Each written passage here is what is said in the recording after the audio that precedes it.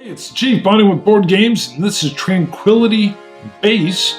This is the second version, first being Moonshot. This is put out by Worthington Games. We're going to be putting together those Mercury, Gemini, and Apollo missions. Let's go in and take a look. All right, we're looking at the box and a little bit of the table presence. Let me come down. Of Tranquility Base, formerly known Moonshot.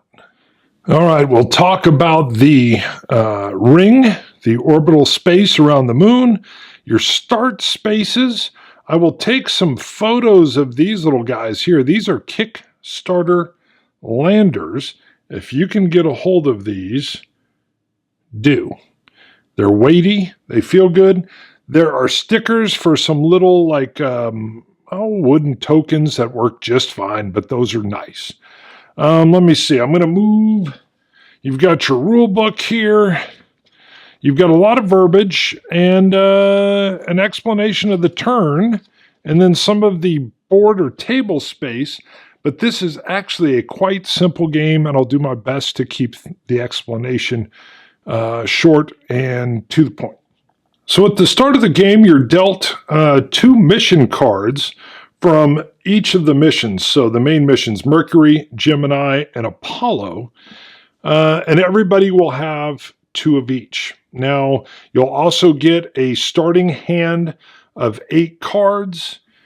And what you'll be trying to do is be the first person to land your lunar lander or module on the moon. You'll win. So, how do you do that? Let me zoom in on another spot here. So now I'm zoomed in on 2 Mercury cards and your fuel. You start with 7 fuel tokens. You will think of them as money. They will do everything from allow you to get missions ready on the pad, to launch missions, to move your spacecraft in orbit, and to sometimes even play special cards that are new that I'll go over probably near the end of this, which are history, instance, and wild cards.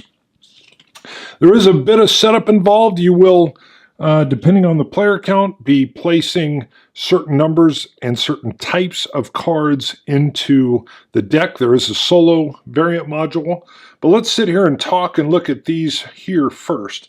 So you can see this Mercury 2 mission is going to require some things. This is just history text. This is the patch for that particular mission, and we'll go back in a second and look at the ring around the moon, which will show you where all those patches are, and you'll just be landing on those spots to collect the patches. But in order to launch this mission, you're going to have to prep it while it's on the pad. So Mercury 2 is going to require the Redstone card and the Mercury spacecraft card. And if you get those cards in play, you've readied the Mercury 2 mission for launch. So what you would do is you have a hand of 8 cards, and you'll be refreshing back to 8. But when you're working through your cards, you may be, and I've preset these up. Oh boy, I'll be in too close. But you'll have your cards, and in this case, of course, I happen to have a Redstone card. I'm going to come out just a little bit, and you'll be able to see, and I'll probably throw a photo, I don't know, maybe we're in good enough, that just playing this to the pad, which is preparing to launch, is going to cost me a fuel. So I would take one of my fuels. You can do one of 2 things. The rules say you flip it over, set it aside. That's a spent fuel. I hate flipping them back and forth. What I like to do is say, you know what, my fuel, they go over here to the other side of my board or a little different section. Then I can just slide them back over. But that cost me 1 fuel, and you can see some other specs that are on here. When I go to launch with this rocket, it's going to cost me 2 fuel, and you can see I'll be able to move 2 spaces around the board. We'll get to that in a second. But we're not done yet. I still need to have the Mercury spacecraft before I could launch this mission. Now, of course, happen to have it preset in my deck.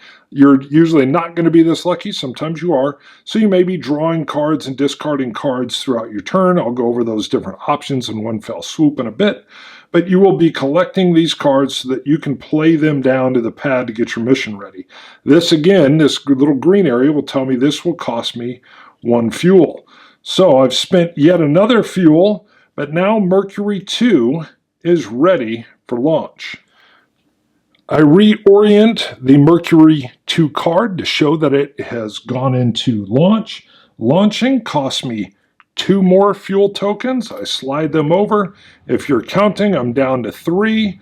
Luckily, or unluckily, it's an older, slower craft. So I'm only going to be able to move 2 spaces, but I still have fuel to do that, and I'm going to do that now. Let me just pan up. I started with Mercury 2 because you can see the Mercury 2 patch is there. It'll match the patch symbol that is on the Mercury 2 card.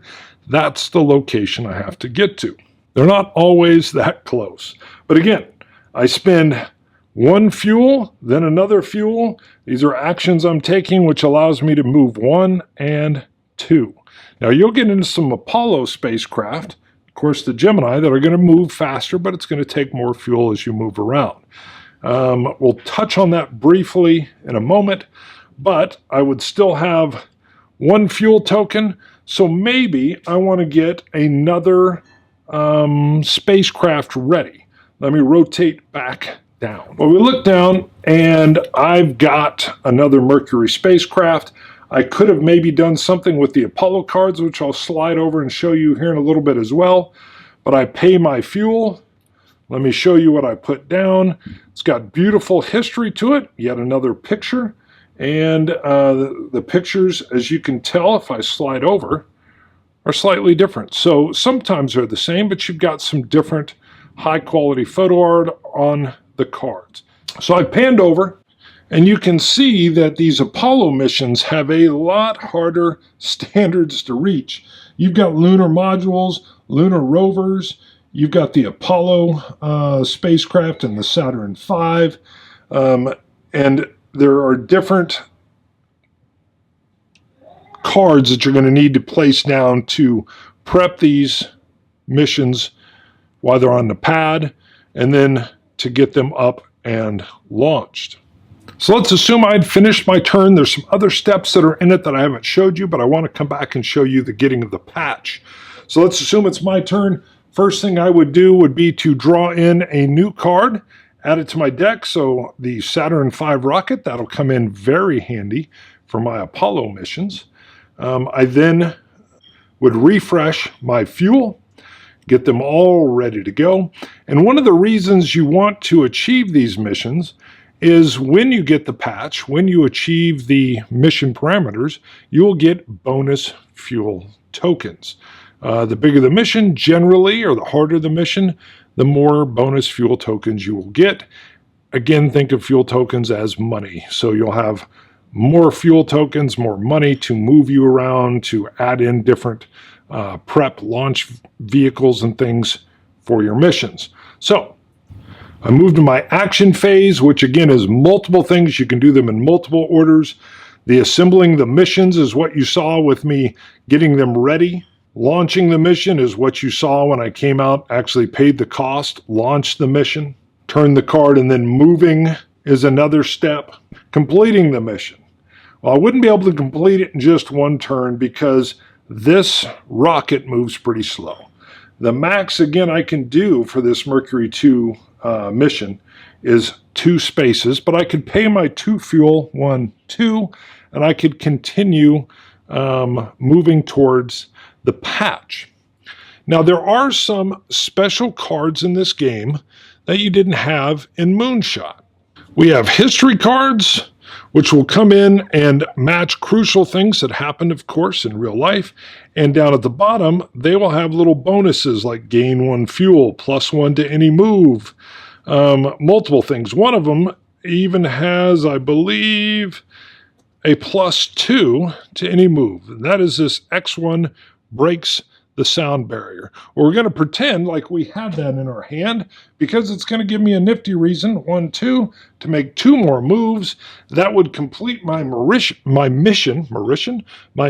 parameters, and I would achieve my patch. So this patch, as I drop it, we would rotate down over here. I've achieved the mission. All right, this would rotate back. It would have the mission patch, which matches on it. These would get discarded. They were used up. Into the discard they would go. And the first person that gets all of their missions completed, all 6, will win the game. But they've got to do one other thing before they win the game. So they've completed every mission, a lot harder than you think, because there's other people grabbing those cards. You're trying to put them down. They're handing not only history cards to you, but there is wild cards that are a little bit screw your neighborish. You can take, again, historical events. Apollo 13 is referenced in one of these, and you can delay someone's launch for 2 turns. You can stop them from moving for a turn. They may have to scrub a mission or abort a mission. So there's all kinds of things that those can do, but you also have instant cards. And sometimes instant cards will negate something. This one negates history. Boy, sometimes that would be handy. This one will launch delay, someone's delay for 2 turns. Now they will tell you, like for a Gemini mission or an Apollo mission or whatnot, negate any wild, very handy. I wasn't sure my wife, who I played this with, was going to enjoy this part of it. She does not really enjoy that, quote, screw your neighbor type mechanic, but she loved this. 1, it's a lighter game. Everything here is lighter. 2, when I really went in to scrub a mission so that maybe I might have a chance to win, she had that exact instant card and was able to negate my wild card. So let's assume I've completed all 6 of my missions. I've got all the patches, and I've made it all around where I needed to be, and I have a rocket and a mission that is up and launched and allows me to move. And then I have the fuel to move it, because this would be the end game. So let's assume I've got all of my patches. I've got a rocket up. I'm in orbit, and I'm using fuel to move, and I have plenty of it. All I have to do is land my lunar module on the moon, and the moon counts as a spot, of course. So I would need a spacecraft that would allow me to go 1, 2, 3, 4, and 5. I would need to have the fuel to do that. I definitely could if I was flying an Apollo spacecraft. And bam, I've won the game. Game runs 45 minutes. Yeah, teaching maybe a little bit longer. The game seems a little complex at first, but it's not. There's some more details that I've glossed over, but that is literally the gist. All right, we're back. So this is a very family-friendly, I don't want to say simple, but easy to grasp game that actually not only teaches the generality of, hey, Mercury missions were necessary in order to then put together the more complex Gemini missions, and then Apollo, and now we've got lunar modules and rovers, but you're assembling them on the launch pad with the cards in your hand, and you're just putting them together to then launch and get into orbit around that moon, and then use your fuel not only to get the launch pad ready, but to launch the mission, to then move your lander around and pick up the patches. The patches, it's kind of funny. It's nice to collect, and it's when you're looking at them, it feels like you can kind of touch the history a little bit, which is pretty interesting. And it surprised me even as you collect them and see them and where are they at. No, look at all these Mercury missions, and then they lead into the Gemini. So you're getting some cool history along the way. Can't help but read some of that. You're organizing the launch, you're launching, and then you're conducting your mission to get the patch. And it actually sounds, even as I read it, I was like, wait, is this all I'm doing? And then I taught it, and my wife and I played a couple games and had a blast. And I was curious to see what she would think of the game in general, just because you know, you're putting this together, and it's actually can get harder to get some of the cards near the end as that deck runs out. And you're looking for, especially she had an Apollo mission she was going for late. She needed the rover, and there's not too many of those cards in the deck. And so it all works very nicely together. The cards and the production value, stellar, stellar, if you can.